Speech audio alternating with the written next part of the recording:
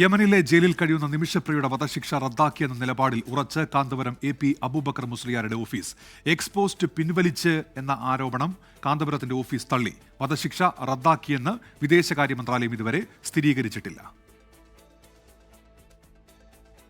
യമനിലെ ജയിലിൽ കഴിയുന്ന നിമിഷപ്രിയയുടെ വധശിക്ഷ റദ്ദാക്കിയെന്ന ആശ്വാസവാർത്ത ഇന്നലെ മലയാളികളെ അറിയിച്ചത് കാന്തപുരം എ.പി. അബൂബക്കർ മുസ്ലിയാരുടെ ഓഫീസ്.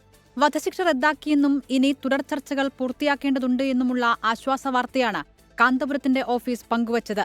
കാന്തപുരവുമായി ചേർന്നാണ് ഇപ്പോൾ ഇടപെടൽ നടക്കുന്നത് എന്ന് ആക്ഷൻ കൗൺസിൽ ഭാരവാഹിയും സുപ്രീംകോടതി അഭിഭാഷകനുമായ കെ.ആർ. സുഭാഷ് ചന്ദ്രനും പറഞ്ഞു. ചർച്ചകൾ ഇനി പൂർണ്ണമായും നിമിഷയെ മോചിപ്പിക്കാൻ വേണ്ടിയുള്ള ശ്രമങ്ങളാണ് ഞങ്ങൾ ദിയാദനം നൽകിക്കൊണ്ട് നടത്തുന്നത്. അതേസമയം അക്കാര്യത്തിനകത്ത് പൂർണ്ണമായ മോചനമാണോ അതല്ല ഏതെങ്കിലും തരത്തിലുള്ള ജയിൽ ടേം ചെലവിടേണ്ടി വരുമോ എന്നുള്ള കാര്യങ്ങളിലൊക്കെ ഇനി വീണ്ടും ചർച്ചകൾ നടത്തേണ്ടതുണ്ട്. എന്നാൽ ഇക്കാര്യം കേന്ദ്ര വിദേശകാര്യ മന്ത്രാലയം സ്ഥിരീകരിക്കുന്നില്ല. ചില വ്യക്തികൾ പങ്കുവയ്ക്കുന്ന വിവരങ്ങൾ തെറ്റിദ്ധാരണാജനകമെന്നാണ് മന്ത്രാലയ വൃത്തങ്ങൾ പറയുന്നത്.